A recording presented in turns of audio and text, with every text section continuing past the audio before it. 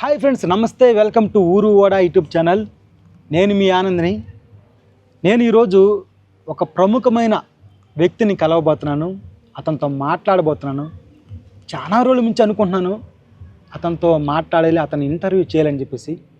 ఈరోజు అయితే ఖచ్చితంగా కుదిరింది. ఆయనతో మాట్లాడబోతున్నాను. గతంలో మన పుస్తకాల్లో మనం చూసే ఉంటాం, చదివే ఉంటాం. కందుకూరి వీరేశలింగం పంతులు గారు, గురుజాడ అప్పారావు గారు, ఇలాంటి సంఘ సంస్కృతులను మనం చూసాం. ప్రజల్లో చైతన్యం నింపినటువంటి నాయకులు వీళ్ళు. అదే కోవకు చెందిన నాయకుడు ఈరోజు నేను మాట్లాడబోతున్నాను.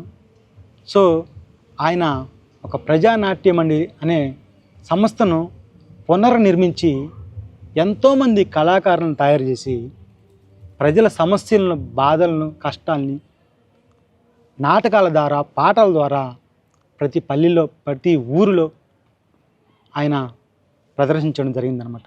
సో అంతటి మహానుభావుడు అనమాట.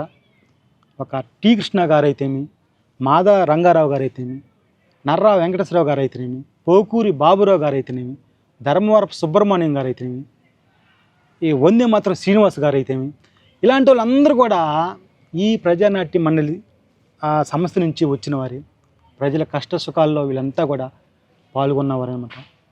వాళ్లే కాదు, ఈ ఒంగోలు నగర చుట్టుపక్కల ఉన్నవారు, ప్రకాశం జిల్లాకు చెందినవారు, ఉభయ రాష్ట్రాల వామపక్ష భావాలున్న ప్రతి ఒక్కరు పిలుచుకునే మాట అన్న.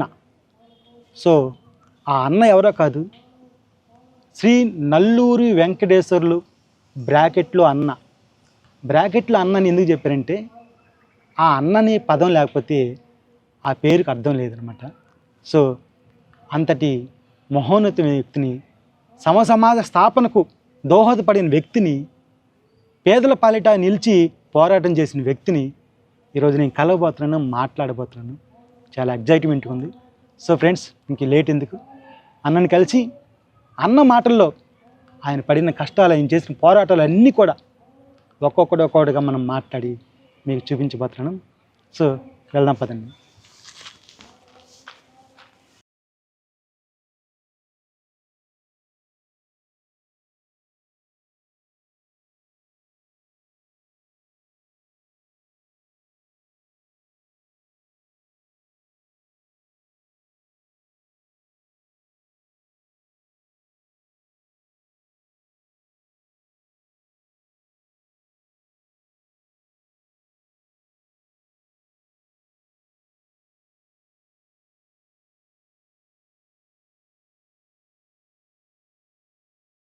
ఈరోజు మనతో ఉన్నారు నల్లూరి వెంకటేశ్వర గారు.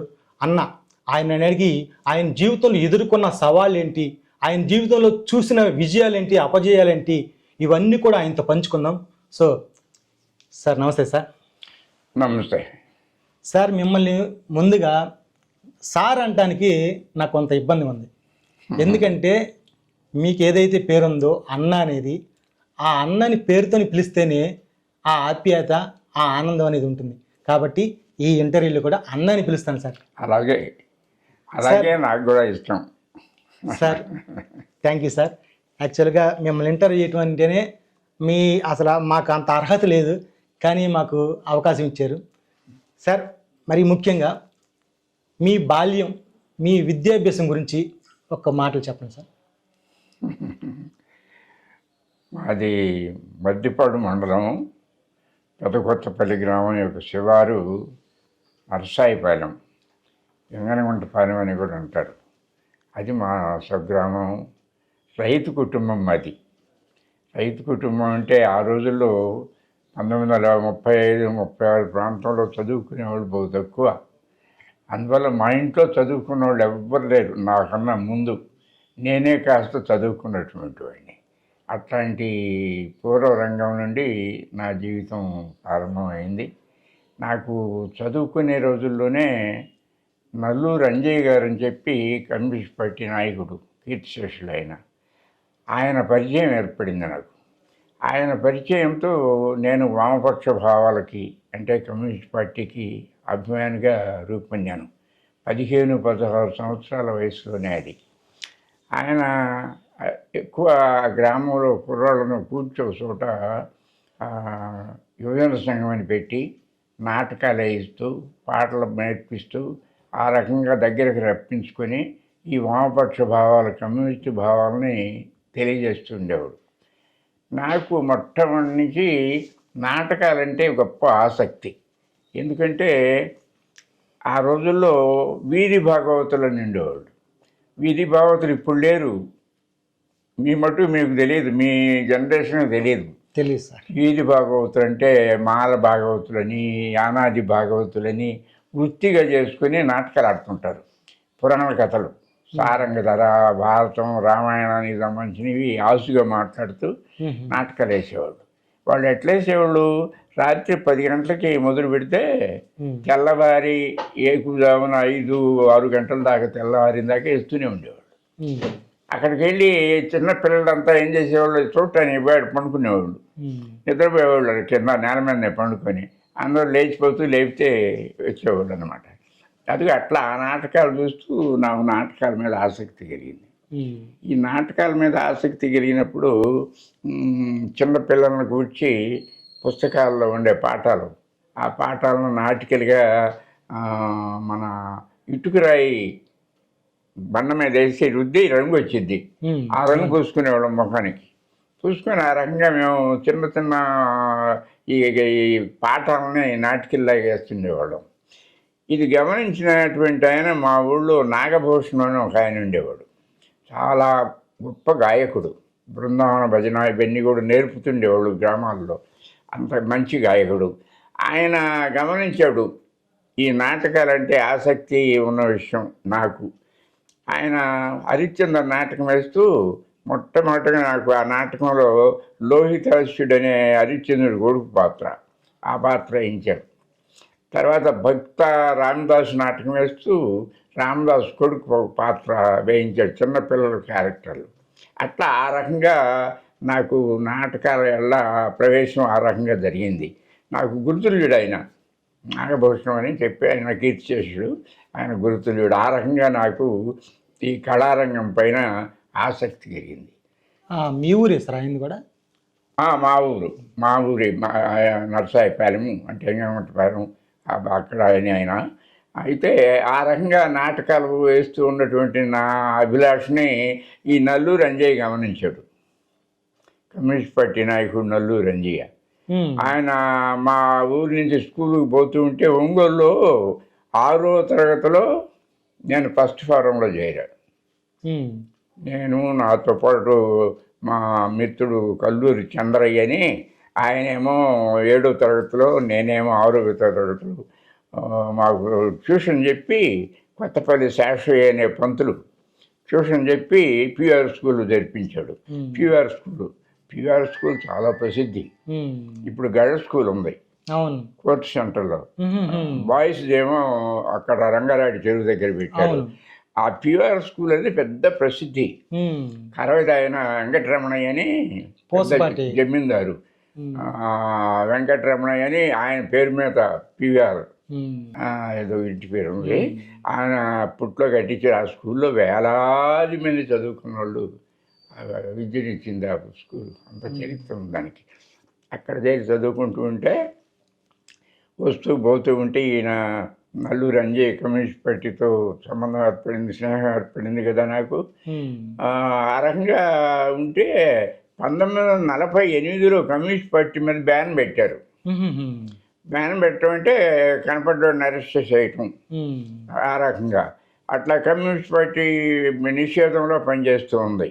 నాకు అప్పుడు నేను ఏం చేశాను, కమ్యూనిస్ట్ పార్టీ ఎంజాయ్ పరిచయం ఉంది కదా, ఆయన ద్వారా వాళ్ళకి నేను ఏదన్నా మందులు కావాల్సిన, బట్టలు కావాల్సిన, ఇతర వస్తువులు కావాల్సిన మా ఊళ్ళో రాత్రిపూట వచ్చి నాకు కబురు చేసేవాడు. అవి నేను ఒంగోలులో సమకూర్చుకొని వాళ్ళ తీసుకెళ్ళి రాత్రిపూట ఇచ్చేవాళ్ళని. మేము ఎక్కడ ఒంగోలు కొనుక్కొని పోవాలంటే ఈ జనం పోలీసులు ఇది ఉంటుంది కదా, రెండో ఆట సినిమా, మొదటి ఆట సినిమా వదిలేక 9:30 ఆ ప్రాంతం సినిమా చూసి జనం పోతూ వస్తూ ఉంటుంటారు, పల్లెటూళ్ళు కూడా. అట్లా ఆ జనంతో బయలుదేరిపోయి అక్కడెక్కడో ఆచారాలు కొంటానే ఒకటి ఉంది ఒంగోలుకి పేర్లమెట్టకి మధ్య, అక్కడికి వెళ్ళి వాళ్ళకి ఇచ్చి వస్తూ ఉండేవాడిని. ఇట్లా ఉంటున్న పరిస్థితుల్లో ఉమ్. బ్యాన్ ఉంది కదా కమ్యూనిస్ట్ పార్టీ మీద. అవును. నేను చదువు ఎందుకు మానేసేందుకు చెప్తున్నా. ఉమ్. కమ్యూనిస్ట్ పార్టీ వాళ్ళు చాలా ఒక 7-8 పెట్టెలు ఉమ్. ఇవి రికార్డు పుస్తకాలు కాగితాలు వగైరా తీసుకొచ్చి ఉమ్. నా ద్వారా ఒక రూమ్ తీయించి ఉమ్. బాడుక్కి ఉమ్. ఆ రూమ్లో పెట్టించారు. ఉమ్. అది ఎక్కడంటే ఒంగోలులో బాగా గుర్తు నాకు. నేను గంటాపాలెంలో రూమ్ తీసుకుని ఉండేవాడినప్పుడు ఉమ్. సయ్యద్ దావూద్ జమీదారు వీధి అని ఒకటి ఉంది, చిన్న గొంది ఇక్కడ. ఉమ్. ఇది గంటాపాలెం పక్కనే ఉమ్. ప్యూఆర్ స్కూల్ ఎదురుగా ఇట్లా గంజి ఉంది కదా ఒకటి, అవును. ఆ గొంజి నుంచి ఇట్లా పోతే వచ్చింది. ఆడ పెడితే ఒక రోజు ఏం చేశారంటే పోలీసులు, ఉమ్. నేను లేంటి ఇది ఎవరో పోలీసులు పసిగట్టారు దీన్ని. పసిగట్టి ఒకరోజు రాత్రిపూట ఆ రూమ్ మీద దాడి చేశారు. ఆ రూమ్కి వచ్చారు. ఉమ్. నేను బై లెక్క ఆ రోజు ఏంటంటే రూమ్లో లేను. ఉమ్. ఏదో పార్టీ వాళ్ళే ఏదో లెటర్ ఇస్తే ఆ లెటర్ ఇచ్చి రావటానికి గుంటూరు వెళ్ళున్నా. ఉమ్. వాళ్ళు దాడి చేసి ఆమె పుస్తకాలు బట్టలు మొత్తం తీసుకుని వెళ్ళారు. ఉమ్. ఇక నేను స్కూల్కి పోతే అరెస్ట్ చేస్తారు. అవును. అందుకని ఏం చేశాను, స్కూల్ మానేసి ఇంటికి వెళ్ళిపోయా. ఉమ్. ఇంటికి ఆడవాళ్ళు కూడా ఎలాంటి భావంలో ఉన్నారంటే, ఈ అబ్బాయి కమ్యూనిస్టు అంజయ్యతో స్నేహం చేసి చెడిపోతున్నాడు, చదువు మానుకొని ఇంటికి రావాలనేది వాళ్ళ కోరిక. ఉమ్. సరే, దానికి తగ్గట్టుగానే ఇది జరిగింది. నేను నా అంతటి నేనే పోయేటప్పుడు వాళ్ళు కూడా సంతృప్తి పడ్డారు. ఉమ్. ఆ రకంగా చదువు 5th వారంతోనే 10వ తరగతితో మానేయాల్సి వచ్చింది నాకు అర్థంతరంగా. తర్వాత పట్టుదలగా ఈ హిందీ మా విద్వాన్ చదివాను అనుకోండి. దయానంద మాస్టర్ అని ఒక ఆయన ఉండేవాడు ఆ రోజుల్లో, హిందీ మాస్టర్. ఆయన సహకారంతో ప్రాథమిక, మాధ్యమిక, రాష్ట్ర భాష, ప్రవేశిక ఇట్లా ఉన్నాయి. ఇవన్నీ చదివాను. టీచర్ ట్రైనింగ్ కూడా చదివాను. ఉద్యోగం అయితే చేయలేదు కానీ హిందీ విద్వాను ఇది నేను గవర్నమెంట్ జాబ్ వస్తుంది కానీ నేను దానికి ఆశించలేదు అనుకో. అది ఆ రకంగా నా బాల్యం గడిచింది. పార్టీలో కార్యకర్తను అయ్యాను. ఆ రకంగా చదువును మానేసేయాలి. ఇప్పుడు మీరు చెప్పిన దానిలో ఎవరైతే కీలక వ్యక్తి ఉన్నారో నల్లూరి అంజయ్య అని చెప్పారు, ఆయన గురించి కొంచెం చెప్పండి సార్. నల్లూరి అంజయ్య గారు మారెలకొంటపాలెము. ఆయన ఉన్నత కుటుంబంలో పుట్టాడు. ధనిక రైతు కుటుంబంలో పుట్టినాడు. ఆయన బెనారస్లో చదివాడు. ఎందుకంటే బెనారస్లో ఎందుకు చదివాడంటే మెట్రిక్ అనేది అక్కడ బెనారస్ హిందూ యూనివర్సిటీలో ఉంది అప్పట్లో, ఇక్కడ లేదు. అందుకని ఆ మెట్రిక్ చదువు కోసమే బెనారస్ పోయాడు ఆయన. బెనారస్ అంటే ఎలాంటిదంటే కమ్యూనిస్ట్ ఉద్యమానికి కేంద్రం. అది ఆడ పోయినోడల్లా కమ్యూనిస్ట్ వేస్తుంటాడు. అట్లాంటి సెంటర్ అది. మనవాళ్ళు చాలామంది కమ్యూనిస్ట్ పార్టీ వాళ్ళు ఆడ చదువుకొని వచ్చి పులుపుల శివయ్య అని పెద్ద నాయకుడు వినుకొండ, మాదాన నారాయణ స్వామి అని మా మైనంపాడు ఎంపీ ఎమ్మెల్యే చేశాడు, చనిపోయాడు. వీళ్ళంతా అక్కడ కమ్యూనిస్టులే ఇచ్చినండే.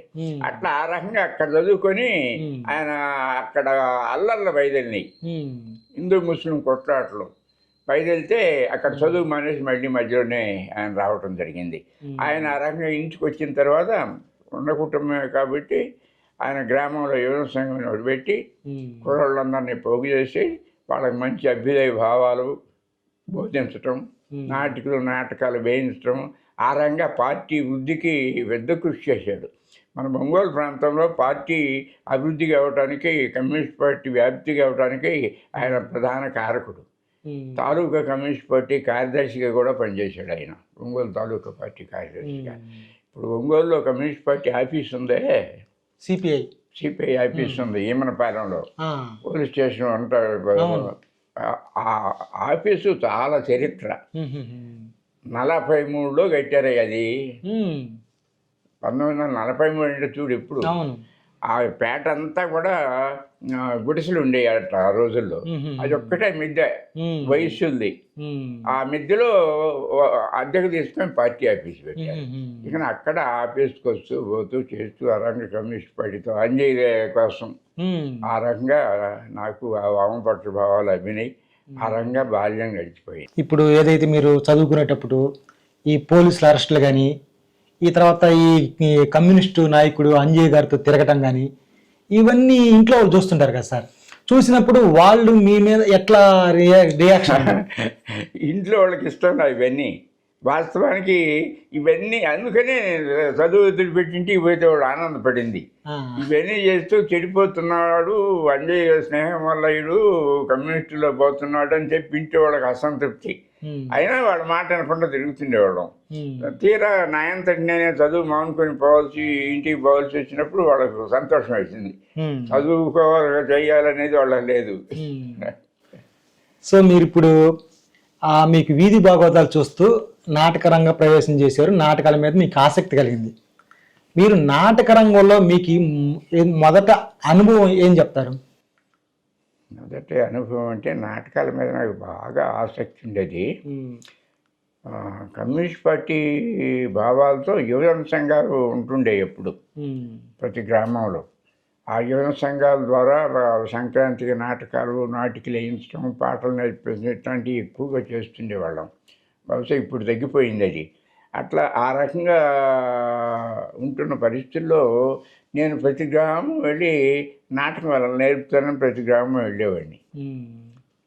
ఇది ఈ పార్టీ భావాలను వ్యాప్తి చేయడానికి. నాటకం అంటే నలుగురు కొడతారు కదా, ఆ రకంగా పోయి నాటకాలు నేర్పుతారని చెప్పి పోయి రిహార్సల్స్ అని చెప్పి 10 రోజులు 15 రోజులు అట్లా పోయేవాడిని ఒక గ్రామానికి. ఆ రకంగా నేను ఈ నాటకాలని యువజన సంఘాన్ని స్థాపించడానికి ఈ నాటకాలను సాధనంగా చేసుకున్నా.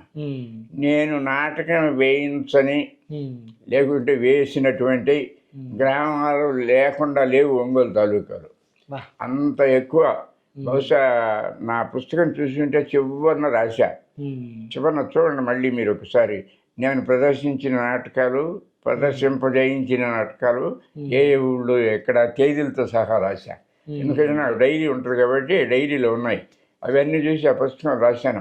అందుకని నాటకాలు నేర్పించడం నేను మిస్తో గ్రామాలకు వెళ్ళి యువజన సంఘాలను పెట్టి పార్టీని వ్యాప్తి చేయడానికి పనిచేసేవాడిని. అట్లా నాటకాలు వేయిస్తున్న సందర్భంలో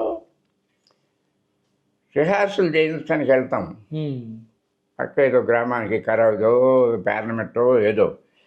రిహార్సల్ అయిన తర్వాత 12 గంటలు 1 గంటకి తిరిగి ఒంగోలు వస్తా. అక్కడ పండుకోవాలి రాత్రి సైకిల్ మీద పోవటమే. సైకిలే ఆ రోజుల్లో సైకిల్ నేను దాదాపు 2-3 సైకిళ్ళు కొత్త సైకిళ్ళు దొక్కా. అంటే సైకిల్ కొని కొత్త దాన్ని కొని పాతది అయ్యేంత వరకు. అంటే అట్లా సైకిల్ సర్వీస్ అంత ఎక్కువ చేశాను నేను ఒకప్పుడు మీ వయసులో. అయితే అట్లా నాటకాలు వేయించని ప్రతి గ్రామం పోయి ఇది చెప్పొస్తుండేవాడిని.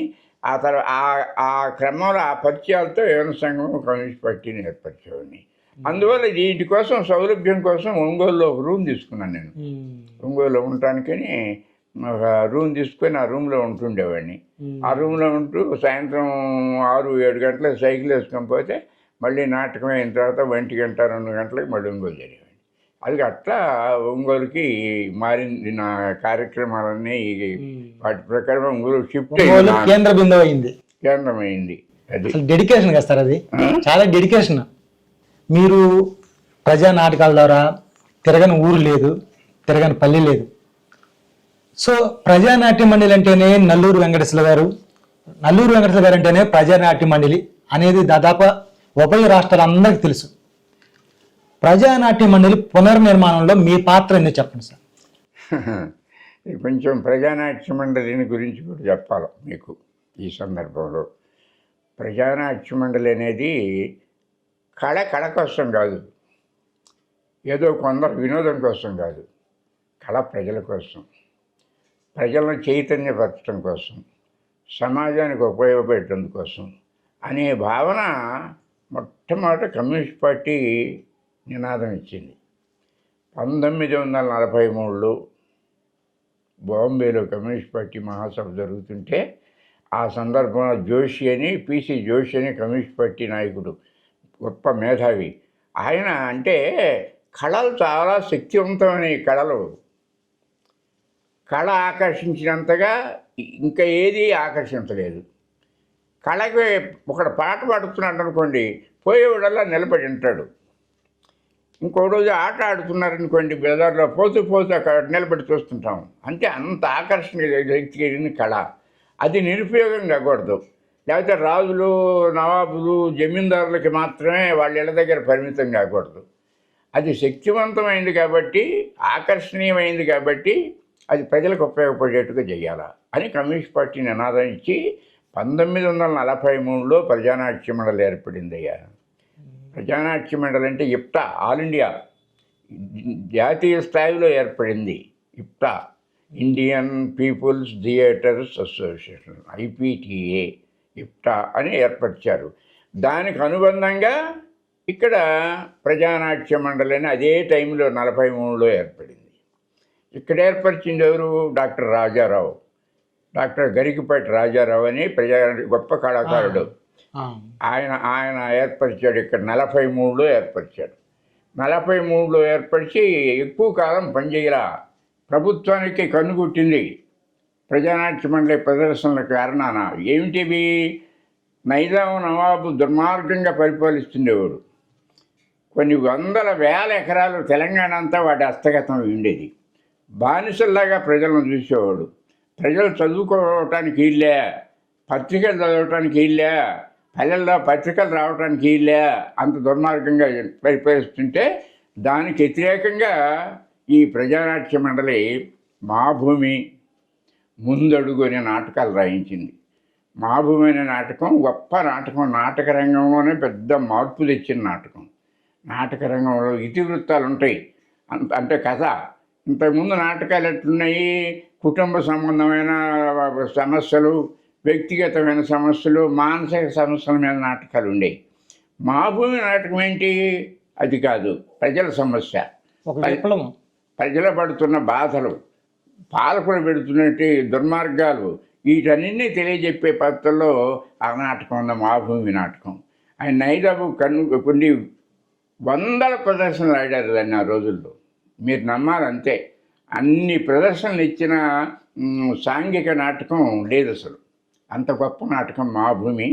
దాంతోపాటు ముందడుగు శంకర సత్యనారాయణ రాశాడు ఆ నాటకాన్ని.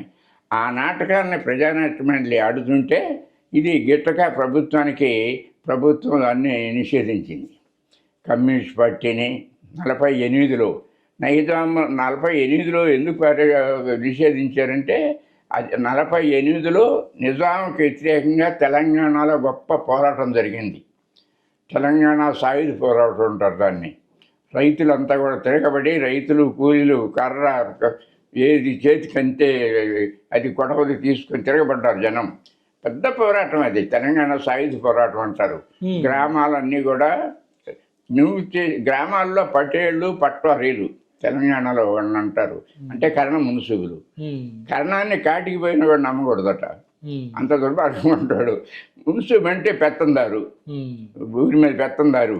ఇలాంటి వాళ్ళ పరిపాలన ఉంటే ఈ వ్యవస్థ ఎంత దుర్మార్గం అయిందంటే, ఈ గ్రామోద్యోగుల వ్యవస్థ గ్రామాల్లో ఆ కర్ణాల మాట, మున్సిబు మాట లేకుండా ఏ పని చేయటానికి వెళ్ళారు. అట్లాంటి పరిస్థితుల్లో ఉంటే దానికి వ్యతిరేకంగా పెద్ద పోరాటాన్ని, ఉద్యమాన్ని లేపింది తెలంగాణలో కమ్యూనిస్ట్ పార్టీ. ఆ స్థితిలో అప్పుడు దాన్ని 48లో తెలంగాణలో కమ్యూనిస్ట్ పార్టీ మీద, ప్రజానాట్యం మీద, మా భూమి నాటకం, ముందడుగు నాటకం, కష్టజీవి అనే బుర్రకథ. కష్టజీవి బుర్రకథ కూడా ఈ ధోరణికి చెందింది. శంకర్ రాశాడు. ఆ బుర్రకథ ద్వారానే నాదర్ ప్రసిద్ధి. నాదర్ పేరున్నారా? బుర్రకథ నాదరు పేరున్నా సార్. అద్భుతం అసలు. బుర్రకథ అనేది ఒకప్పుడు జంగాలు చెప్పుకునే జంగం కథ అంటారు దాన్ని. ఆ జంగం కథ మామూలుగా పల్లెల్లో చెప్పుకునేది. దాన్ని ఆధునికమైన ఇతివృత్తం జోడించడానికి దాని బుర్రకథ అని పేరు పెట్టి ప్రజానాట్య మండలి వెలుగులోకి తెచ్చింది. ఆ రకంగా 43లో స్థాపించబడిన ప్రజానాట్య మండలి ప్రజల సమస్యల మీద ప్రజలను చైతన్యం చేస్తూ పోరాటానికి సిద్ధం చేస్తూ ఉంటే 48వ దాన్ని బ్యాన్ చేశారు. అంటే 5 సంవత్సరాలు. 5 సంవత్సరాలే పనిచేసింది. ఈ 5 సంవత్సరాల్లో అద్భుతాలు చేసింది. రాళ్లల్లో రత్నాలు అంటారే, పల్లెల్లో ఉండే సామాన్యమైన యువకుని కళాకారులుగా తీర్చిదిద్దింది. వి. మధుసూదన్ రావు డైరెక్టర్ పేరున్నారా? విక్టరీ మధుసూదనరావు అనేవాడు విన్నాను సార్. ఓల్డ్ బోల్డ్ ప్రజానాట్య మండలి కళాకారుడు. ఈ మధ్య అంటే విక్టరీ మధుసూదనరావు అనేవాడు. అతను తీసిన ప్రతి సినిమా 100 days. అంత గొప్ప డైరెక్టరు.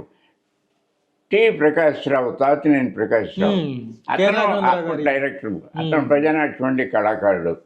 వాళ్ళు రావణంగే వీరుంటారు మీరు, ఆడు ప్రజానాట్య మండలి కళాకారుడు. అట్లాగే ఇట్లా అనేక మంది ఆ రోజుల్లో గుర్తు రావటంలో వల్లవ నరసింహారావు. అంతెందుకు జమున ప్రజానాట్య మండలి కళాకారిణి. మొట్టమొదటి నాటకాలు రంగంలోకి తీసుకొచ్చింది జమున ప్రజానాట్య మండలి. దుగ్గిరాల వైశ్య కుటుంబానికి చెందిన అమ్మాయిని తీసుకొచ్చి మా భూమిలో వేషం వేయించారు మొట్టమొదట. డాక్టర్ రాజారావు వేయించాడు. డాక్టర్ రాజారావు సినిమా తీసి ఆ సినిమాలో హీరోయిన్గా తీసుకెళ్ళాడు ఈ అమ్మాయిని, జమున్ని. సినిమా ఫ్లాప్ అయింది. ఈ అమ్మాయి మాత్రం టాప్. అవును, నిలబడిపోయింది హిందీ ఇండస్ట్రీలో. అట్లా ఆ రకంగా ప్రజానాట్య మండలి 43లో ఏర్పడింది. బ్యాన్ చేసిన తర్వాత 48లో కార్యక్రమాలు ఆగిపోయినాయి. అది ఆ టైంలో ఆ బ్యాన్ చేసిన కారణాన్ని వీళ్ళంతా మద్రాసు పోయారు. కళాకారులు కదా, ఎటువంటి అరెస్టులు, జైళ్ళు ఈ తట్టుకోలేక మధుసూదనరావు, ప్రకాశ్రావు, అల్లు రావణంగా చెప్తుండేవాడు అప్పుడప్పుడు సభల్లో, నా ఈపుని దెబ్బలు చూడండి, నన్ను ఎట్టగొట్టారు పోలీసులు అని చెప్పి. ఆ రకంగా అప్పుడు పనిచేసింది. మళ్ళీ దాన్ని నాకు సంతృప్తినిచ్చే విషయం, గర్వం కాదు, సంతృప్తినిచ్చే విషయం ఏంటంటే దాన్ని రివైవ్ చేసింది ప్రధానంగా నా పేరుతోనే చేశాను. పునర్నిర్మాణం చేసింది నేనే. అంటే నేనని ఎందుకు చెప్పుకోగలుగుతున్నానంటే సగర్వంగా అప్పుడున్న కమ్యూనిస్ట్ పార్టీ నాయకుడు ధర్మారెడ్డి సత్యనారాయణ అని ఉండేవాడు. ఆయనకు చెబుతూ ఉండేవాడు నేను, ఏమండి కళాకారులు ప్రజానాట్య మండలి పెడదామండి, నేను చేస్తానండి అని ఆయన చెబుతూ ఉంటే, ఆయన రాష్ట్ర సెక్రటరీ, ఆయన పార్టీ ద్వారా అందరినీ తెనాలిలో ఏదో సభలు జరుగుతుంటే అక్కడ కళాకారులు రమ్మని పిలిపించాడు. పిలిపిస్తే అక్కడికి అందరూ 100 మంది పైగా వచ్చారు. అక్కడ ఆ సమావేశంలో నన్ను కన్వీనర్గా ఎన్నుకున్నారు పునర్నిర్మాణానికి. నేను ఇక తిరగని జిల్లా లేదు. స్టేట్లో అన్ని జిల్లా, తెలంగాణతో సహా అన్ని జిల్లాలు తిరిగా నేను. ఆ రకంగా తిరిగి విజయవాడలో పెద్ద ఎత్తున ప్రారంభ ప్రజానాట్య మండలి ప్రారంభ పునర్నిర్మాణ సభ పెట్టి దాన్ని పునర్నిర్మించడం జరిగింది.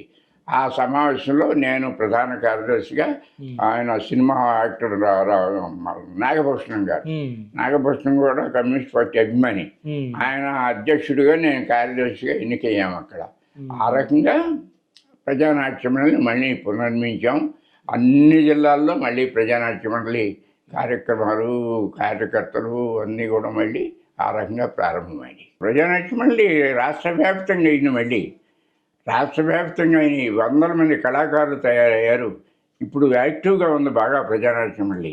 అది నాకు సంతృప్తినిచ్చే విషయం. ఆ రకంగా సార్, ఇప్పుడు ఆ కోవకు చెందిన వారే వీరు సినిమా ఇండస్ట్రీకి సంబంధించి టి కృష్ణ గారు కానీ, మాదా రంగారావు కానీ, వందే మాత్రం శ్రీనివాసరావు గారి, వీళ్ళంతా వాళ్ళ గురించి చెప్పండి. వస్తున్నా ఆ పాత తరం 1943-48 మధ్యలో నడిచిన ప్రజానాట్య మండలికి సంబంధించి తాతినేని ప్రకాశ్రావు, మధుసూదనరావు, జమున, నరసింహరావు వాళ్ళంతా మళ్ళీ ప్రజానాట్య మండలి నిర్మాణం తర్వాత మాదాల రంగారావు, టి కృష్ణ, నర్రా వెంకటేశ్వరరావు, ధర్మవర సుబ్రహ్మణ్యం, బాబురావు, వీళ్ళందరూ కూడా ఈ సినిమా రంగంలోకి ప్రవేశించారు. ప్రవేశించిన తర్వాత వీళ్ళు కూడా ఒక మంచి మార్పు తీసుకొచ్చారు సినిమా ఇండస్ట్రీలో కూడా. అంతకుముందు ఉండే సినిమాల కన్నా భిన్నమైన సినిమాలు ఈ బాబురావు తీసినవి కానీ, అట్లాగే టి కృష్ణ ఎంత అద్భుతమైన సినిమాలు తీశాడు. అన్ని బాగా సినిమాలు కూడా బాగా 100 days సినిమాలే, ప్రజల కొరకు తీసిన సినిమా. అవును, యువతరం గదిలింది, దేవాలయం, ప్రతిఘటన, రేపటి పౌరులు, గుర్తు రావటం నాకు. ప్రతిఘటన అనే సినిమా అద్భుతం. 100 రోజులు ఆడింది. ఇది సంవత్సరం ఆడింది. హైదరాబాద్ వెంకటేశ్వర థియేటర్లో కంటిన్యూగా సంవత్సరం ఆడింది ఆ సినిమా, ఒకే థియేటర్లో. చూడు ఎంత గొప్పగా ఉందో. దానికి అది వాస్తవ ఘటన, విజయవాడలో జరిగినటువంటి వాస్తవ ఘటన ఆ సినిమా ఇతివృత్తం. ఆ రోజుల్లో రౌడీ రాజ్యం ఉండేది విజయవాడలో. అవును. ఈ రౌడీ రాజ్యం కమ్యూనిస్ట్ పార్టీ సంఘాలు కార్యక్రమాలను అడ్డుకుంటుండేది. అందువల్ల కమ్యూనిస్ట్ పార్టీ రౌడీ రాజ్యాన్ని అరికట్టడానికి కమ్యూనిస్ట్ పార్టీ హత్యలు, ప్రతి హత్యలు జరిగినాయి ఆ రోజుల్లో.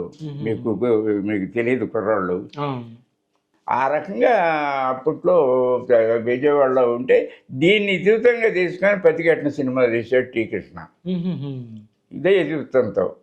అంటే ఏంటంటే వెంకటరత్నాన్ని చంపేశారుగా ముందు, చలసాని వెంకటరత్నాన్ని. ఆయన భార్య పేరు ఏదో ఉంది, వెంకటరత్నం గారి భార్య. తల ముడేసి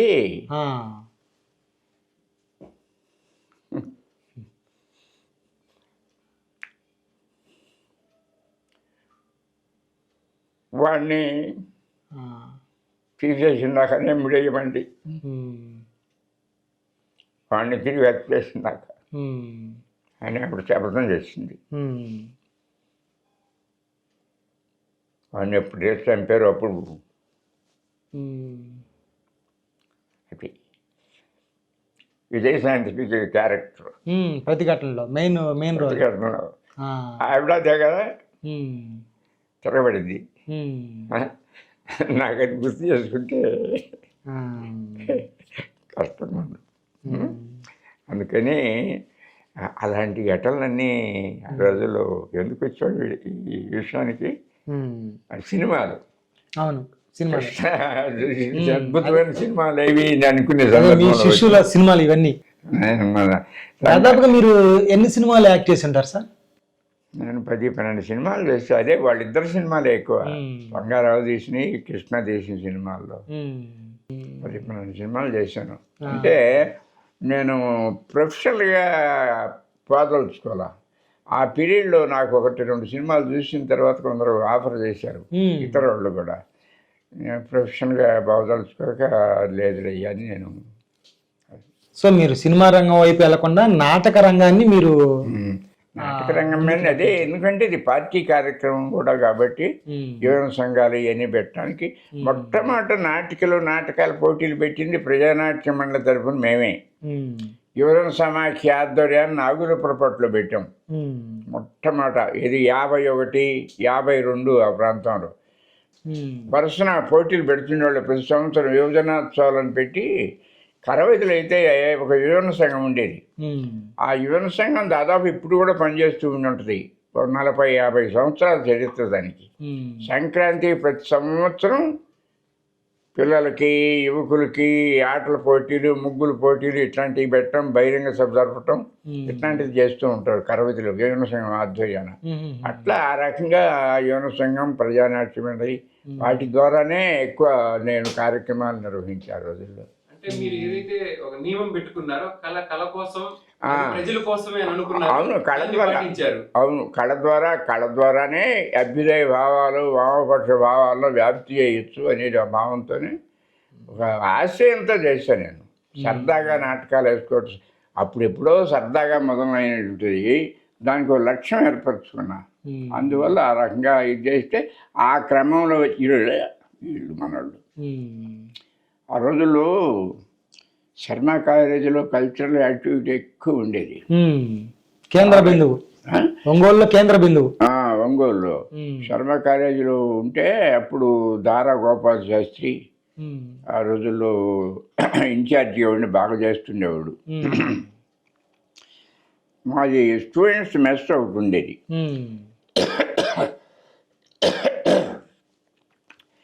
ఎస్ఎఫ్ విద్యార్థి సంఘం, స్టూడెంట్ ఫెడరేషన్, దాని ఆధ్వర్యంలో స్టూడెంట్స్ మెస్ ఉండేది. దానిది కూడా ఒక చరిత్ర. నేను ఈ నాటకాలు చేస్తూ వాళ్ళ మీద తిరుగుతుండేవాడిగా ఒంగోలుకు మహామార్చ. అప్పుడు నేను హోటల్లో తిండి తింటుండేవాడిని. ఫ్యామిలీ ఇంటి దగ్గర ఉంది, ఫ్యామిలీ ఉంది అప్పటికే నాకు పాలెంలో. అయితే నేను నాతో పాటు ఇంకొక అబ్బాయి కూడా ఉంటుండేవాడు, మా ఊరు అబ్బాయి, ఇక్కడ ఒంగోలులో 2 స్టూడెంట్స్ ఉంటుండేవాళ్ళు. అప్పుడు నేను ఒక ఆలోచన చేశా.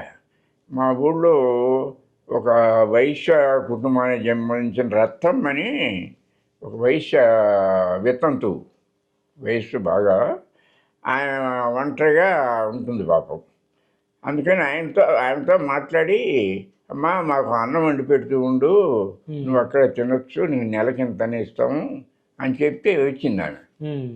వస్తే మా ఇద్దరు ముగ్గురికి వండి పెడుతూ ఉండే ఆమె, అది క్రమంగా అది ఒక సంవత్సరం పెరిగేటప్పటికి 40-50 మంది స్టూడెంట్స్ చేరటం మొదలుపెట్టారు. ఎందుకంటే ఇది లాభాల కోసం నడిపేది కాదు. నెలలో అయినటువంటి ఖర్చు అంతా ఒక ఆయన ఎవరో ఒక అబ్బాయికి ఇచ్చేవాళ్ళం, రాసేవాడు. నెల అయిన తర్వాత మొత్తం ఎన్ని రోజులు, నువ్వెన్ని రోజులు తిన్నావు, నేను ఎన్ని రోజులు తిన్నావు అని లెక్కేసేవాళ్ళం. ఇంతని పెడితే రోజుకి ఇంతని, పూటకి ఇంతని పడుతుంది. అప్పుడు నువ్వు తిన్నటువంటి 30 రోజులు నువ్వు ఉండకపోవచ్చు, 20 రోజులు 40 పూటలు, నేను 10 రోజులు 20 పూటలు, అట్లా దాని ప్రకారం లెక్కేసి వసూలు చేసేవాళ్ళం. అంటే లాభ నష్టాలతో నిమిత్తం లేకుండా నడుస్తున్నటువంటి మెస్సు. అది ప్రతి నెల ఒక్కొక్క అబ్బాయి బాధ్యత తీసుకొని ఆ లెక్కలు రాయటం, సామాన్ తేవటం, ఖర్చు పెట్టడం చేస్తుండేవాడు. ఆ రకంగా నడుపుతుండేవాళ్ళం దాన్ని. అది అట్లొచ్చి పల్లెటూళ్ళ నుంచి. మీకు ఇంకొక విషయం తెలీదు, ఆ రోజుల్లో హోటళ్ళు లేవు, భోజనం హోటళ్ళు, పూటకూరీళ్ళు ఉండేవి. పూటకూరీళ్ళని పూటకంతని పల్లెటూరు నుంచి వచ్చినవాడు అలా నేల మీద కూర్చొని తినిపోతుండేవాడు. హోటళ్ళు లేవు, ఏదన్నా ఒకటే అరా ఉన్నా కాఫీ హోటళ్ళు. మన ఒంగోలులో మొట్టమొదటి హోటల్ మీకు తెలుసో లేదు కానీ సింగు హోటల్ అని కొలటి సెంటర్లో, ఇప్పుడు సెంట్రల్ కప్ అనేది ఉంది దాని పేరు. అది సింగు హోటల్ అని ఒక అతను సింగు, అప్పుడు ఆ సింగు పెట్టాడు మొట్టమొదటి హోటల్ అది. అయ్యా నాకు బాగా గుర్తు, మేము చదువుకునే రోజుల్లో ఒంగోలులో ఆ ముందు యాప్ చెట్టు ఇప్పుడు కూడా ఉంది కదా సార్, ఇప్పుడు కూడా ఉంది. ఇప్పుడు సెంట్రల్ కప్ అనేది అంటారు, పేరు మారింది. అప్పుడు సింగు హోటల్ అనేవాళ్ళం. అది మొట్టమొదటి హోటల్ అన్నమాట. అయితే ఆ రకంగా ఉంటున్న పరిస్థితుల్లో ఏంటంటే కుర్రాళ్ళు, చదువుకునే కుర్రాళ్ళు అంతా ఎక్కువ మంది చేరారు, మెస్లో వచ్చారు. 60-70 మంది కూడా అయ్యేవాళ్ళు. ఒక్కో సంవత్సరం అయితే లిమిట్ పెట్టాల్సి వచ్చేది, ఖాళీ లేవక పూర్తి అయిపోయిందని. ఎందుకంటే వంట చేయటం కష్టం కదా. అట్లా ఆ రకంగా కుర్రాళ్ళందరితో పరిచయాలు ఏర్పడింది. కుర్రాళ్ళు శర్మ కాలేజ్ చదువుకునేవాళ్ళు, ఆ మెస్లో ఉండేవాళ్ళంతా ఆ రకంగా నేను అక్కడే తింటాను కాబట్టి అక్కడే మొదలైంది అన్న అని పిలవటం. ఇంతమందిలో ఉంటున్నాం కదా, పెద్దోడిని కదా, అక్కడ మొదలైంది అనమాట. వాడు పిచ్చి అని ఒకడు ఉన్నాడు, చలిసీమ పిచ్చి అని. వాడు మొట్టమొదట నా రూమ్లో ఉంటూ చిన్నపిల్లడు 14-15 సంవత్సరాలు అన్న అని ఆయనకి తిరుగుతుండేవాడు. వాడితో పాటు అందరూ మొదలుపెట్టారు. అట్లా ఆ రకంగా శర్మ కాలేజీలో ఈ పిల్లలంతా శర్మ కాలేజీ, ఆ రోజుల్లో కాలేజీ కూడా శర్మ కాలేజీ ఒకటే డిగ్రీ కాలేజీ. తర్వాత ఇవన్నీ వచ్చింది. ఆ శర్మ కాలేజీలో చదువుకుంటూ ఈ కుర్రాళ్ళు ఉండేవాళ్ళు. యానివర్సరీ ఇనాగ్రల్ ఫంక్షన్లకి బాగా నాటకాలు ప్రోత్సహించేవాళ్ళు. నేను ఈ కుర్రాళ్ళతో తయారు చేసేవాడిని. ఒక నాటికి సరిపోయేది కాదు, 1, 2, 3 నాటికలను తయారు చేసి పంపేవాళ్ళం. ప్రైజులు వస్తుండేవి. అదిగా ఆ రకంగా రంగారావు, టి కృష్ణ, నర్ర, వీళ్ళ ధర్మవరపు వాళ్ళంతా ఇక్కడ నాటకాలు వేసినాడు శర్మ కాలేజీలో. ఆ రకంగానే నేను నాకు పరిచయం అయ్యారు. ఆ రకంగా వాళ్ళు తయారయ్యారు. సరే, వాళ్ళ టాలెంటు, వాళ్ళ పట్టుదల, కృషి అనుకోండి.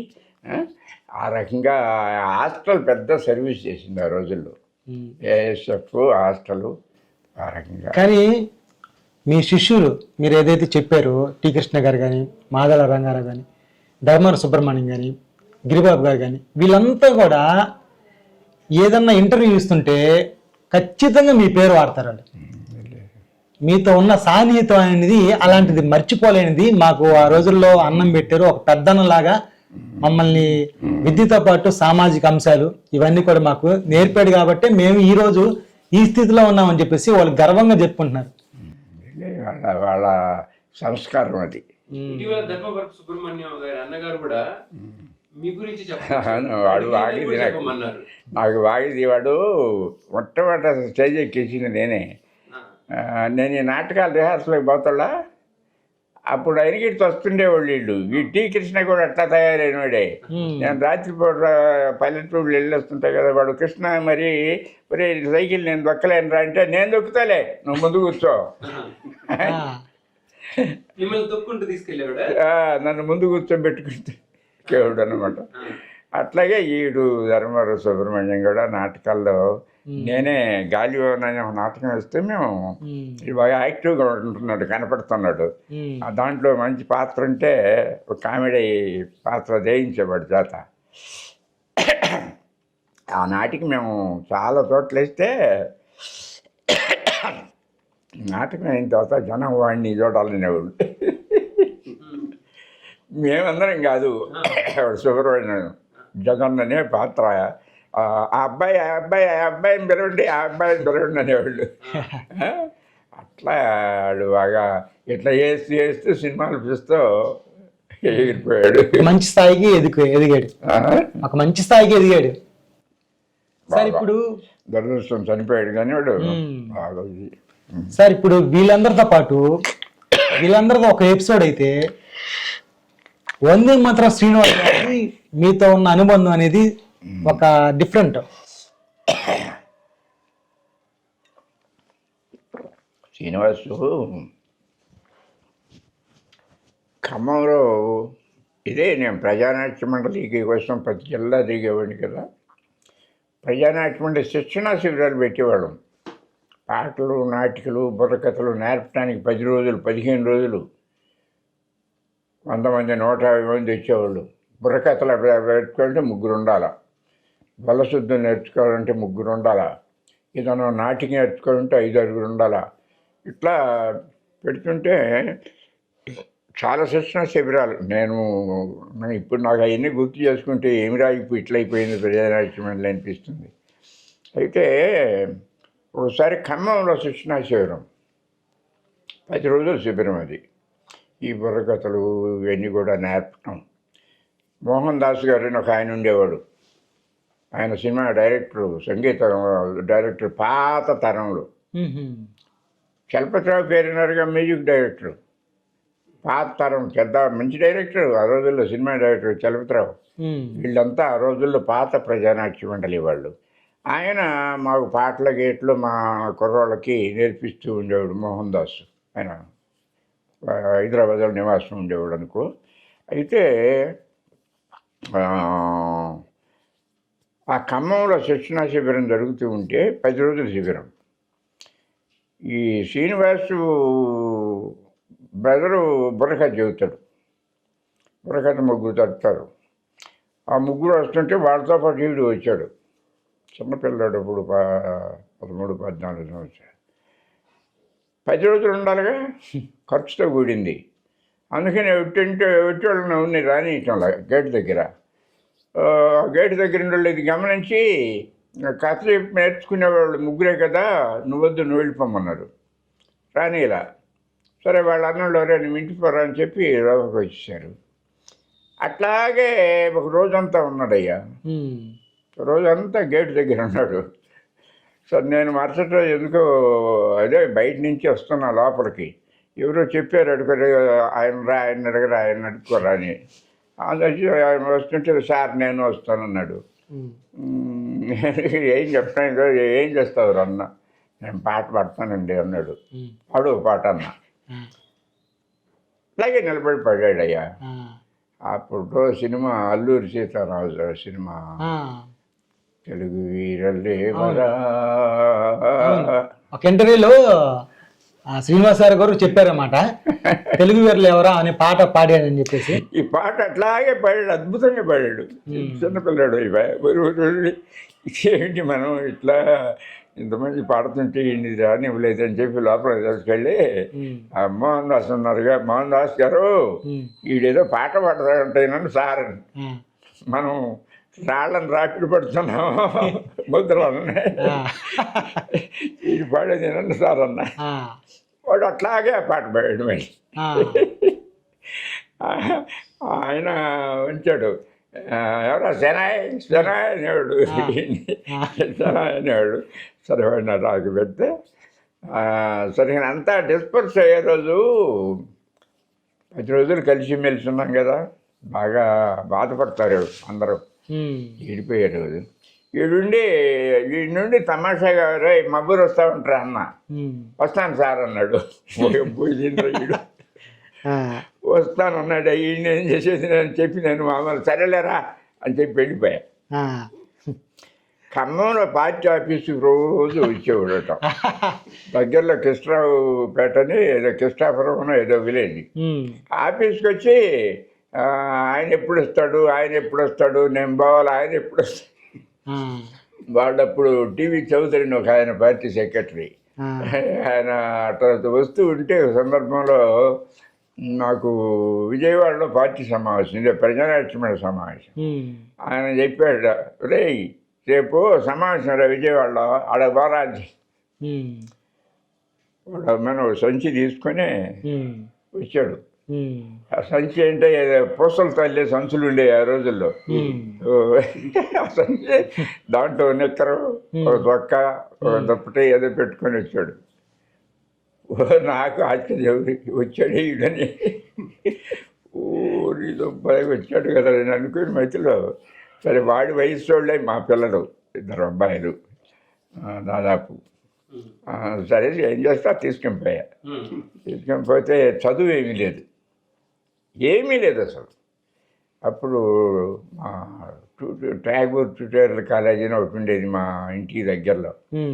అక్కడ మాస్టర్ గారు మోజస్ గారని ఆయన ఒప్పగించారు. సార్ వీడికి ఏమీ చదువు లేదండి, వచ్చాడు మన ఇంట్లోనే ఉంటాడు, ఎట్లా నేను మెట్రిక్ పాస్ చేయించాలండి అని చెప్తే ఆయన శ్రద్ధ తీసుకొని ప్రత్యేకించి చదువు చెప్పడం నెమ్మదిగా ఒక 1-2 ఏళ్లలో మెట్రిక్ మన ఇంట్లోనే ఉంటాం. మోజెస్ గారంటే శంకువారికి ఉంటాయి కదా సార్? నీకు ఎట్టు గుర్తయ్యా? మాది శంకువారికి ఉంటుంది సార్. డిటి మోజెస్ అయ్యా, భలే వాడయ్యా, అద్భుతం. ఆయన చాలా మంచివాడు, నిజాయితీపరుడు. ఎన్నో కార్యక్రమాలు ఆయనతో మేము ఆ రోజుల్లో. మీరు సంకడుకుంటా రే మా ఊర్లో మిమ్మల్ని కలవరిస్తారు సార్. నాకు తెలుసు, అప్పట్లో వచ్చాయి. ఆర్టీసీ యూనియన్ అతను శ్యామ్ సుందర్ రావు అని చనిపోయాడుగా, వాడు బాగేది నాకు పాపం. అసలు వీళ్ళంతా కూడా ఒక ఇంతకుముందు ఎన్టీఆర్ కళా పరిషత్ అప్పుడు మీకు సన్మానం ఒకటి జరిగింది. వీళ్ళు వస్తా ఉన్నారు మీ అభిమానులు. అసలు ఎంత సేపు అంటే అందరూ మీ దగ్గరికి వచ్చి సెలవులు వేయటం, దండలు వేయటం. వాడు శ్యామ్ బాగా పరిచయం నాకు ఆ రోజుల్లో. అయితే ఆ మోజస్ అప్పగిస్తే ఆయన బాగా శ్రద్ధగా ప్రత్యేకంగా పంతులు అప్పించి మెట్రిక్ పాస్ అయ్యేటట్టు చేశాడు. 7.5 సరే అప్పుడప్పుడు నేను రంగారావు దగ్గరికి పోతూ ఉంటే ఈడు వస్తుండేవాడు నా ఎమ్మట, ఊరికే సరదాగా మద్రాసు తీసుకెళ్తుండేవాడు. నేను పాటలు కదా, ఇంట్రెస్ట్ కదా, సరే వాళ్ళు ఎంతుండేవాళ్ళు వీడు పాడతారని. ఇది చూసి ఆయన చక్రవర్తి అని మంచి మ్యూజిక్ డైరెక్టర్ ఆ రోజుల్లో. చక్రవర్తి గారు తెలుసు. ఆయన నాకు బాగా పరిచయం, రంగారావు కృష్ణకి బాగా ఇది. ఆయన నుండి నాకాడికి పంపన్నా వాడిని అని అంటుండేవాడు. సరే నేను పంపడం మంచిదే, కానీ ఒక ఇది స్థాయి లేకుండా పోతే ఇబ్బంది పడతాడే తర్వాత అని వాడిని మెట్రిక్ తర్వాత బిఏ పూర్తి అయింది. బిఏ పూర్తి అయితే బిఎల్ ఉపయోగపడేది. బిఎల్ ఏ ఉద్యోగం ఉన్నా లేకపోయినా బిఎల్ అయిన తర్వాత అప్పుడు నెల్లూరులో చదివించే బిఎల్. రోజు పోయేస్తుండేవాడు. పొద్దున్నే మా ఒంగోలు నుంచి పోయేస్తుంటారు. పొద్దున్నే పోయి కాలేజీ అయినాక మళ్ళీ సాయంత్రానికి వస్తుంటారు. లా కూడా అయిన తర్వాత అప్పుడు నువ్వు చక్రవర్తి దగ్గరికి చెప్పి పంపించా. చక్రవర్తి దగ్గర ఉంటూ ఆ రకంగా వాడి కాళ్ళ మీద శ్రమ పట్టుదలతో నిలబడ్డాడు. అయితే మీకు 3 కుమారులు వచ్చా? నాకు బాగా ఇది వాడు బిడ్డలాంటాడు. నాకు బిడ్డలాంటాడు. ఇప్పటికీ బాగా ఇది మా ఇంటికి రావటం కానీ, ఇప్పుడు ఫోన్ చేయటం కానీ. మంచి మనసు సార్. మీరు ఆ ప్రజానాట్యమని పునర్నిర్మించారు. తద్వారా ఎంతోమంది కళాకారులకి ఈ ఒంగోలు అనేది కేంద్ర బిందువుగా ఉంది. ఈ కేంద్ర బిందువుగా ఉండి ఎన్నో నాటకాలు ఇక్కడ నుంచి వేస్తూ ఉండేవాళ్ళు. అలాంటిది ఈ ఒంగోలులో ఒక ఆడిటోరియం లేదనే బాధ ఏమన్నా మీకు అనిపిస్తుందా? దానికి ప్రజానాట్యం అంటారు. మేమే పెద్ద ఆందోళన చేసాం, చాలాసార్లు చేసాం. ఇక్కడే కాదు, ప్రజానాట్య మండలి ద్వారా కళాకారుల సంక్షేమం కోసం ప్రతి జిల్లా హెడ్ క్వార్టర్లో థియేటర్ ఉండడం దానికోసం ముఖ్యమంత్రి దగ్గరికి వెళ్ళాం, వైఎస్ రాజశేఖర రెడ్డి దగ్గరికి వెళ్ళాం, ఇప్పుడు ఉన్నటువంటి చంద్రబాబు నాయుడు దగ్గరికి వెళ్ళాం ప్రజానాట్య మండలి తరఫున. వైఎస్ రాజశేఖర రెడ్డి ఉన్న టైంలో కళాకారులకి పెన్షన్ పెంచాలని చెప్పి దాదాపు 300-400 మందిని తెలంగాణ, రాయలసీమ మొత్తాన్ని హైదరాబాదు తీసుకెళ్ళాం. ఓ డేట్ నిశ్చయించి అక్కడ ఏర్పాటు చేసి, మీరు ఎక్కడున్నారు సార్, మేము వస్తున్నామంటే రాజశేఖర రెడ్డి నేనే వస్తాను, మీరంతా ఎక్కడున్నారని అడిగాడు. అప్పుడు మేమున్న ప్రదేశం చెబితే ఆయన వచ్చాడు. వచ్చి మాట్లాడిన సందర్భంలో 500 ఉండేది అంత ముందు పెన్షన్, దాన్ని 1000 రూపాయలు చేశాడు ఆయనే. 500 ఉండే పెన్షన్ని 1000 రూపాయలు చేశాడు. ఆ రంగా దాని మీద ఆందోళన చేశాం, ఈ కళాకారుల యొక్క సమస్యల మీద.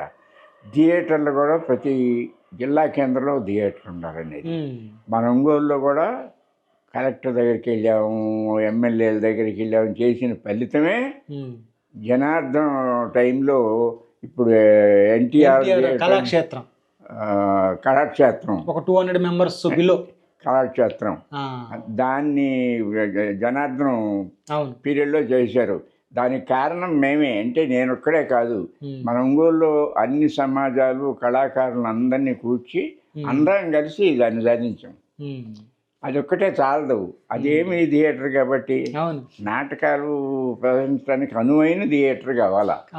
అనువైన థియేటర్ కావాలంటే దానికన్నా CVN reading room, CVN reading room ఎన్ని కార్యక్రమాలు అయ్యాయి అక్కడ. అవును, ప్రతిసారి ఒంగోలు అక్కడే జరిగేది. అవును, అది బాగా పెద్ద ఇది. అందుకని దానికోసం అట్లాంటి కృషి చేశాము. ఇప్పుడు కూడా అది చేయాలనేది వాళ్ళ దృష్టికి తీసుకెళ్తున్నాం. అది సరే, ఇప్పుడు అవార్డుల విషయానికి వస్తే మీకు ఎన్నో సన్మానాలు జరిగినాయి, ఎన్నో అవార్డులు వచ్చినాయి. ఎన్ని అవార్డులు వచ్చినా, ఎన్ని సన్మానాలు జరిగినా ఇంకా తక్కువే. మీరు అంతటి మహోన్నతమైన వ్యక్తి. కానీ మీరు అందుకున్న ఎన్టీఆర్ అవార్డు ఒకటి వచ్చింది మీకు, ఎన్టీఆర్ రంగస్థల పురస్కారం మీకు వచ్చింది. అవును, దాని పట్ల మీ అభిప్రాయం? మంచిదే. అప్పుడు నంది నాటకోత్సవాలు జరుగుతుండే ప్రతి సంవత్సరం. అవును, ప్రతి సంవత్సరం జరుగుతుంటే ఆ జరిగే సంవత్సరం ఒక్కొక్కరు రాష్ట్ర ప్రభుత్వం నంది నాటకోత్సవాల్లో ఇస్తుండేవాళ్ళు. ఎందుకంటే ప్రోత్సహించడంలో, అవును, వాస్తవానికి ప్రభుత్వం ప్రోత్సహించాలి. ప్రభుత్వం చేయాల్సిన పని చేయటంలా. నాటకం వేయాలంటే చాలా కష్టంతో కూడినటువంటిది. 20 రోజులు, 4 రోజులు రిహార్సల్ చేయాలా. ఒకరు కాదు, ఇద్దరు కాదు, 10 మంది, 15 మంది, 5, 6 గ్రూపుగా చేయాలా. ఇది చేయాలంటే దేనికి ఏమి లాభం వస్తుందని అమెచ్యూర్స్ ఖర్చు పెట్టుకోవడం తప్పితే లాభం ఏమి లేదు కదా. నాటకం మీద అభిలాష, ఆ తపన కోసం, తృప్తి కోసం నాటకాలు వేస్తూ ఉంటాం. అలాంటి వాళ్ళకు ప్రోత్సాహం ఇవ్వాలి. మొట్టమొదటి ఇవ్వాల్సిన ప్రోత్సాహం ఏంటి? రంగస్థలం. నాటకం ప్రదర్శించడానికి అనువైన రంగస్థలం ఉండాలా. ఆ రంగస్థలాన్ని ప్రతి జిల్లా కేంద్రంలో ఏర్పరచాలా. ఇది ప్రజానాట్య మండలి కోరిక. ఇదివరకే కోరింది, ఇప్పుడు కూడా ప్రభుత్వాన్ని డిమాండ్ చేస్తుంది. అది ఒక్కటే కాకుండా నంది నాటకోత్సవాలు లాంటి కార్యక్రమం మళ్ళీ ప్రారంభించాలా. అది గొప్ప ఉపయోగాన్ని ఇస్తుంది, ప్రయోజనం చేకూరుస్తుంది. అది అట్లా చేసినప్పుడు కొంతవరకు నాటకాలు ఇది వృద్ధి కావడానికి కళ అనేది బ్రతుకుతుంది, నాటకం అనేది బ్రతుకుతుంది. ప్రభుత్వ ప్రోత్సాహం వల్ల నాటకం అనేది, కళ అనేది బ్రతుకుతుంది. పెదకొత్తపల్లిలో నల్లూరి అంజయ్య అని చెప్పేసి అక్కడ అంజయ్య నగర్ ఇది. అప్పుడు హరిజనులకి సరైన ఇళ్ల స్థలాలు లేవు, స్థలాలు కూడా లేవు. వీడికి కాపురాలు పెరిగినాయి, బిడ్డలు పెట్టి పిల్లలు పెరిగి కాపురాలు పెరిగి ఇట్లా స్థలాలు లేవు. ఇట్ల స్థలాలకి గవర్నమెంట్ దగ్గర అర్జీలు పెట్టుకొని ఆందోళన చేస్తున్నారు. కమ్యూనిస్ట్ పార్టీ తరఫునే ఎద్దు సుబ్బారావు అని ఒక ఆయన ఉండేవాడు ఆ రోజుల్లో హరిజన వాళ్ళలో. ఆయన నాయకత్వాన్ని ఇదంతా చేస్తూ ఉండేవాళ్ళు. అయితే అప్పుడు గవర్నమెంటు కాంగ్రెస్ గవర్నమెంటు మధ్యపాడు మండలం వాళ్ళు ఇది అయితే ఆ పల్లెని ఆనుకునే ఒక 4 ఎకరాల పొలం ఉంది మాది. 4 ఎకరాల పొలం పెద్ద పని. అంటే పల్లె ఉంటుంది, యువతలు ఇంకో డొంక. ఈ డొంకలోకి రావాలంటే ఈ 4 ఎకరాల పొలం అడ్డం అట్లా ఉంటుంది అన్నమాట. అందువల్ల ఇళ్ల స్థలాలు కోరుకున్నప్పుడు వాళ్ళకి అనువైన స్థలం ఏంటంటే ఇది కొత్తగా ఇవ్వాలనుకుంటే తీరా ఆందోళన చేస్తే వాళ్ళు ఈ పొలాన్ని ఇవ్వటానికి సిద్ధమయ్యారు గవర్నమెంట్. అప్పుడు వాళ్ళు మాకి నేను చెప్తూనే మాది ఉన్నత కుటుంబమేనని, అప్పటికి దాదాపు అంతా అమ్ముకొని ఖర్చు అయిపోయి ఈ భూమి మాత్రమే ఉంది మాకు. అందుకని వీళ్ళు ఏం చేశారు, పార్టీ వాళ్ళు కదా, రే అన్నగారికి ఇంకో మిగతా పొలాలన్నీ పోయింది ఒక్కటే కదా ఉంది, దీన్ని వద్దులే మాకు ఇంకో వేరే చోట చూడండి అని వాళ్ళని అడిగారు. అప్పుడు పార్టీ వాళ్ళు నల్లూరు అంజయ్య ఉన్నాడు కదా పెద్దాడు, మాకు చిన్నపిల్లలు, పార్టీ వాళ్ళు ఇట్లా అలానా భూమి అనువైన భూమి అయితే పార్టీ వాళ్ళది పోతుందని వద్దంటారు, అది వద్దని అనిపించారు అని అంటారు. మనం చెడ్డ పేరు వచ్చింది, మనం అట్లా అనకూడదు. అట్లా ఆ రకంగా ఆ భూమిని వాళ్ళకి సరే ఇళ్ల స్థలాలకి మా వాళ్ళు అంగీకారంతోనే ఇచ్చేసేయండి. ఆ పల్లెకు ఒకసారి మంచినీటి సమస్య వచ్చింది. ఎండాకాలంలో అన్ని చెరువులు ఎండిపోతాయిగా, తాగటానికి అనువైన నీళ్ళు ఏదో కొన్ని బావుల్లోనే ఉంటాయి. వీళ్ళ చెరువు బావి ఎండిపోయింది. పల్లె కొత్తపల్లి చెరువు, పెద్ద చెరువు ఊరి దగ్గర, పెద్ద కొత్తపల్లి, సమృద్ధిగా నీరు ఉంటుంది. వీళ్ళకి స్థితి లేక పోయి రోజు అక్కడ పోయి తెచ్చుకోవాలా. అడవి తెచ్చుకుంటే ఎట్లా ముంచనేరు హరిజనులు అంటరాని వాళ్ళు. కాబట్టి తీసుకుపోయే వాళ్ళని బతులు ఆడుకుంటారు, కాపా బొమ్మ వేయ్యా, కాపా బొమ్మ వేయ్యా అని. బతిలాడంగా వాళ్ళకి ఏదో దయగలిగి ఈ 2 బొమ్మలు పోస్తారు, అప్పుడు ఎత్తుకొని పోతుంటారు. ఇట్లాంటి నీటి సమస్య వచ్చిన సందర్భంలో ఈయన అంజయ్య పార్టీ ఈ నాయకత్వాన వాళ్ళకి ధైర్యం చెప్పి రేపు ముంచుకోండి అంటే వాళ్ళు భయపడ్డారు.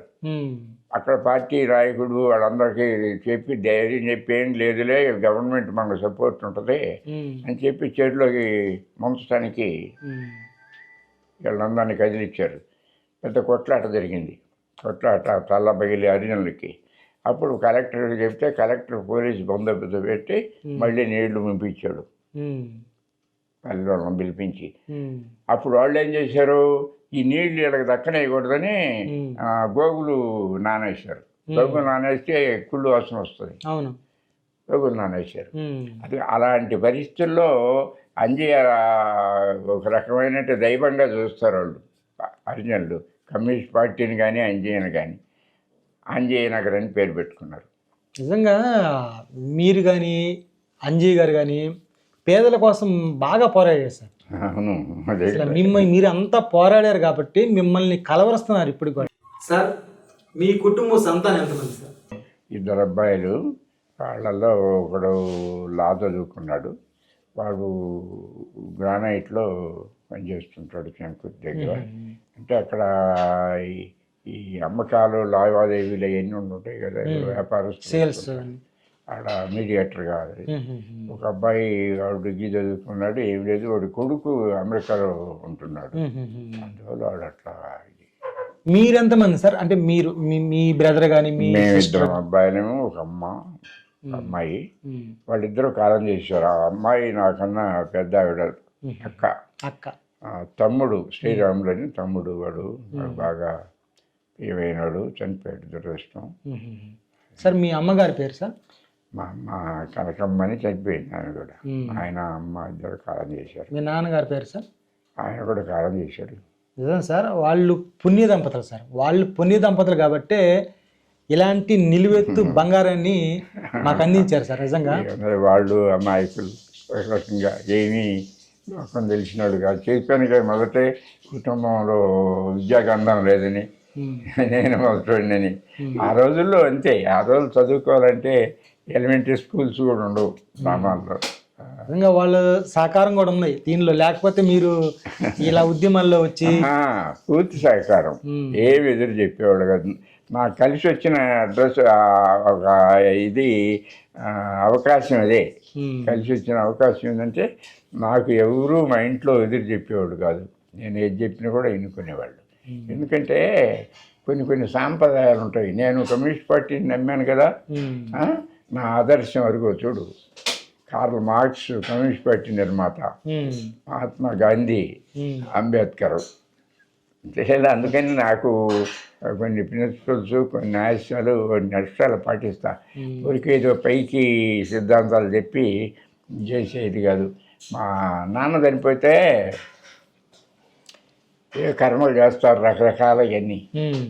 నేనేమీ చేయకుండా వాళ్ళకి చెప్పి మామూలుగా తీసుకెళ్ళి అందరం కలిసి దహనం చేసి వచ్చేసాం. కొద్ది రోజులు అయిన తర్వాత ఒక సంస్మరణ సభగా పెట్టి 10 మందికి భోజనాలు పెట్టి అటెండ్ చేసాం. అమ్మ భార్య ఉంది కదా, ఆమెకి మా తల్లి ఉంది కదా, ఆమెకి ఏదో కర్మకాండలు చేస్తారు, చెరువు దగ్గర తీసుకెళ్ళి హంగామ చేస్తారు. ఇవన్నీ కూడా నేను అవి వద్దు, మన ఇంట్లో మనం మామూలుగానే ఉన్నాం, ఏదన్నా చేసుకునే పని దొడ్లో మన ఇంట్లోని మనం చేసుకుందామని చెప్తే నా మాటకు ఊరు ఎదురు చెప్పాల. సిద్ధాంతాలని అనుసరించారు. అట్లా నాకు నమ్మిన సిద్ధాంతం దాన్ని నేను పాటించాలా. చాలా మనం ఒకరికి చెప్పేటప్పుడు మనం చెప్పేది దాన్ని మనం ముందు ఆచరించాలి.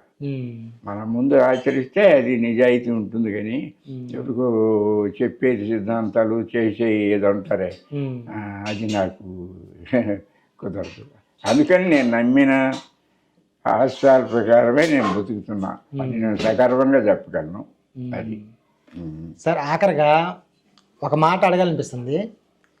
మీ ఏదైతే మీ ఆహార్యం ఉందో, మీ డ్రెస్, ఈ లాల్చి, ఈ పంచ అనేది నల్లూరన్న నిలువెత్తు రూపం అని చెప్పేసి ఎంతోమంది, నేను చిన్నవాడిని, పెద్దోళ్ళు ఎంతోమంది మీ అదే ఈ డ్రెస్ గురించి మాట్లాడుతుంటారు. అప్పుడెప్పుడు మీరు కుర్రప్పటి నుంచి ఇదే విధంగా ఉన్నారని చెప్పేసి. అది కరెక్టే. నేను ప్యాంట్ వేయలే అసలు. నిక్కర్ల దగ్గర నుంచి, నిక్కర్ల తర్వాత పంచే, ప్యాంటుగా వేయలే. 15-16 సంవత్సరాల దాకా నిక్కరే, ఆ తర్వాత పంచే. నల్లూరు అని అంటే ఇదే డ్రెస్, ఇంకా ఇదే డ్రెస్, ఇంకా వేరే డ్రెస్. పంచ నాకు బాగా ఇష్టం. నిజం సార్, మీది చాలా ముచ్చటగా ఉంటుంది ఈ డ్రెస్లో. ఒకసారి ఇంతమంది సన్మానం అప్పుడు ఈదర హరిబాబు గారు కూడా మీ డ్రెస్ గురించి, మా వస్త్రధారణ గురించి మాట్లాడడం జరిగింది అనమాట. అప్పుడు నేను కాలేజీలో చదువుకునేటప్పటి నుంచి కూడా మిమ్మల్ని చూస్తున్నాను. మహాతల్లి మీరు ఎంతమందిని తీసుకొచ్చినా అన్నం వండి పెట్టేది అని చెప్పేసి చెప్తుంది. మీ ఆవిడ గురించి మీ మాటల్లో. కాదు చెప్తుండే, నాకు ఎవరైనా చాలా సానుకూలంగా నా మనసరిగి నేను ఒక మాట చెప్పాను. నా మాటకి ఎప్పుడు ఎవరు మా ఇంట్లో నాకు ఎదురు చెప్పేవాళ్ళు కాదు. అది ఒకటి కలిసి వచ్చిన అదృష్టం. అట్లాగే ఉంటుంది. మా ఆవిడ కూడా ఎంతోమంది వస్తుండేవాడు భోజనాలకి, ఊరికి కబురు చేసేవాడు అంతే.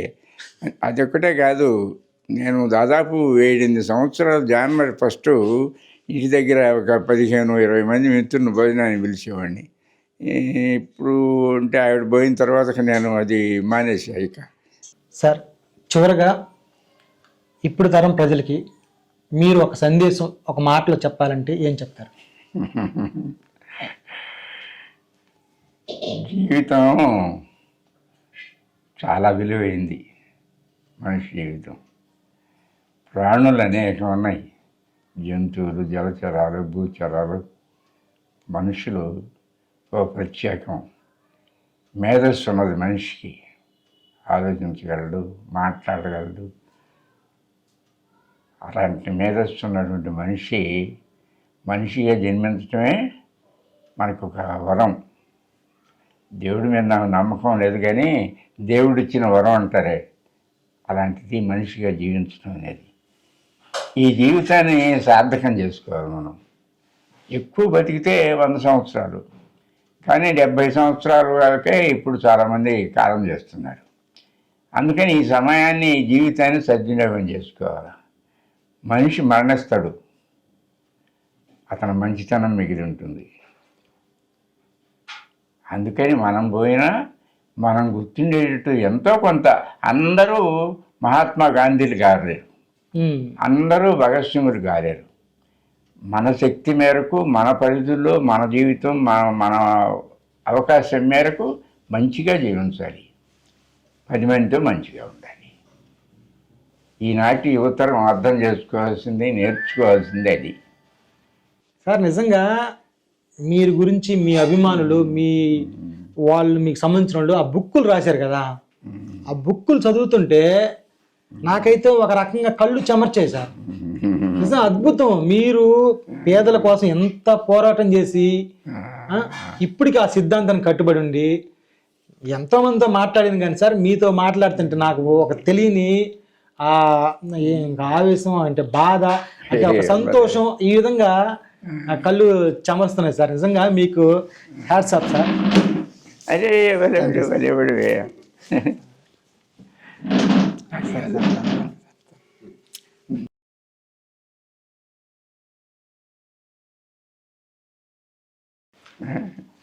చూసారుగా ఫ్రెండ్స్, అన్నగారు చెప్తుంటే కళ్ళల్లో నీళ్లు కదులుతున్నాయి అనమాట. అంటే ఎన్నో చూశారు, ఎన్నో విప్లవాలు, ఎంతోమంది పేదల కొరకు ఎన్నో సాధించాల్సిన లక్ష్యాలన్నీ కూడా అన్నగారు జీవితంలో దాదాపుగా సాధించారు. ఈ జీవితం ప్రజల కోసమే త్యాగం చేసిన వ్యక్తి ఎవరైనా ఉన్నారంటే అది నల్లూరి వెంకటేశ్వర అన్న అంటుంటే ఆయన పెద్ద అతను, కానీ అప్పుడు ఎలా ఉన్నాడు ఇప్పుడు కూడా అలాగే ఉన్నాడు. కాబట్టి అన్నని మనస్ఫూర్తిగా పిలుచుకున్నాను. ఆయనకు ఆదర్శం ఎవరంటే ఒక పెరియార్ గారు, మహాత్మా గాంధీ, డాక్టర్ బిఆర్ అంబేద్కర్, వీళ్ళంతా కూడా ఆదర్శం అనమాట.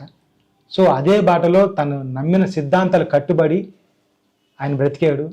ఇందాక చెప్పాడు, మనిషి చనిపోవచ్చు కానీ ఆశయం మాత్రం చావదని చెప్పేసి. ఇలాంటి మాటలు వింటుంటే ఈ తరం వారు కొంతవరకు ఆ మాటలకి దూరం అవుతారేమో, కానీ ఆ మాటలు విలువలన్నీ కూడా పాతతనంలో అన్నగారు చెప్తుంటే ఇవన్నీ కూడా ఈ తరం వారు కూడా దాన్ని గుర్తెరిగి బ్రతకాలని చెప్పేసి ఇలాంటి మహోన్నత వ్యక్తితో మాట్లాడటం ఈ జన్మ ధన్యమైందని చెప్పేసి ఈ సందర్భంగా చెప్తూ, సో మరొక వీడియోలు కలుద్దాం. ధన్యవాదాలు.